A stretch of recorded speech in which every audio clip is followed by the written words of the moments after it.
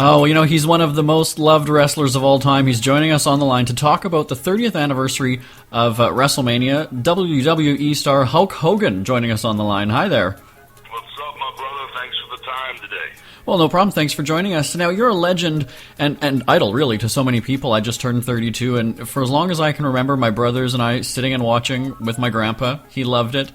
Give me the backstory, though. How did you get involved in wrestling? The backstory is, brother, 30 years ago at WrestleMania 1, you were sitting there in your diapers watching me. Yeah. Backstory, dude. So I've been around forever. Actually, I started wrestling before you were born, so there was a lot of Hulkamania going on before you ever saw it. So you don't know the backstory, but I started out as a musician, brother. I was playing music, rock and roll music. I was a studio musician in Atlanta. I was always a huge wrestling fan. And as the wrestlers would come in to hear my different bands play in different cities, I kind of made friends with them. Talked them into letting me have a tryout, and the first day they broke my leg. And the rest is history. I'm here. And I guess I should back up a little bit even more to the fan appeal of wrestling in general. I mean, it spans generations. Grandparents watching with their grandkids, like I said. So why do people love wrestling so much? Well, it's the ultimate entertainment package, there's so many choices in the world today with cable and satellite TV and reality TV and global TV and marketing. And, I mean, there's just the internet and all the crazy stuff on YouTube. There's so many entertainment choices that the WWE is like the total entertainment package. It's not like a boxing match or a UFC match that might last 1 minute or one round or 30 seconds. When you put your money down on the WWE, you're going to get the 24-hour network. You're going to get, the entertainment package that won't let you down. If it's a pay-per-view, it'll be 3 hours long, and it'll just deliver. So I think it gives people, in the world today a chance to vicariously forget any issues they have, whether it be problems, good or bad, and just kind of live vicariously through the entertainers in the WWE. That's why it's so popular. I've got to ask, though, for those people who say that wrestling is fake, what do you say to those people? Well, I say it's the wrong word. I say, wrestling's predetermined. We know who's going to win or lose, but, if you say it's fake, maybe they could explain to me why I've got 2 knee replacements, 2 hip replacements, and 9 back surgeries. So it's fake. You're right, those injuries are very real. Let's talk about that, though. What sort of training and preparation goes into a match, then, before you hit the ropes?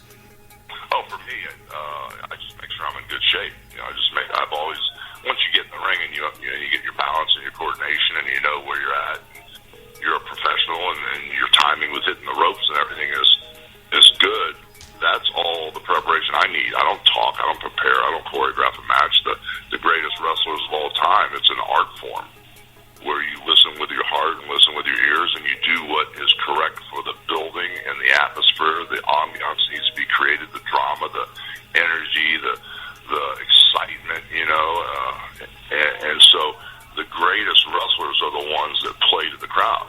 A lot of other wrestlers, that don't really understand the art form or haven't been around long enough try to, plan things out or walk through it, contrive matches, and sometimes it works and sometimes it doesn't. Mm-hmm. So for me, it's just having the mindset and the energy to walk out there going, okay, I got this. I'm going to tear this down, and whatever they think I'm going to do, I'm going to give it to them times 10. For sure, and we've got to get back to the music. All right, we're going to have more with Hulk Hogan right after this.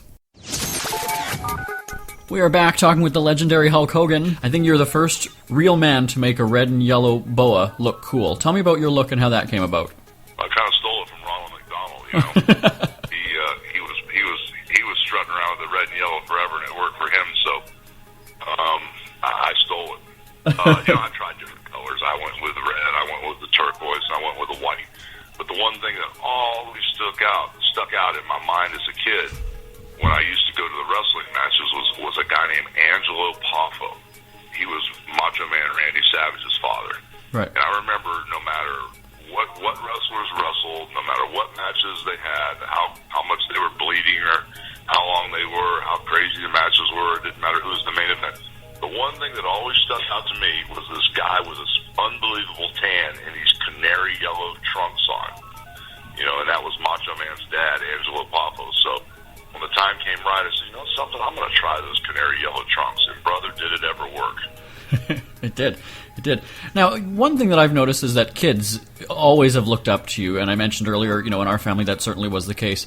Kids seem really important to you, Hulk. Why is that? Well, at the end of the day, I came up with this really positive character, the trained prayers, vitamins, the all-American hero from California.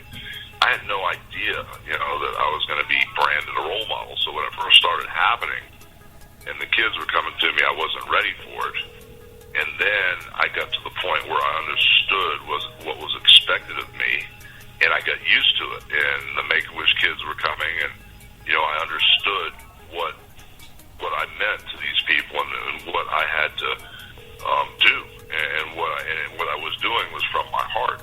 And then, the kids kept coming to me, and they still come and see me, 35 years later, and I'm just grateful for it. But, the thing that's more important is someone like John Cena, who has taken over, I said the training, prayers, and vitamins. He says hustle, loyalty, and respect.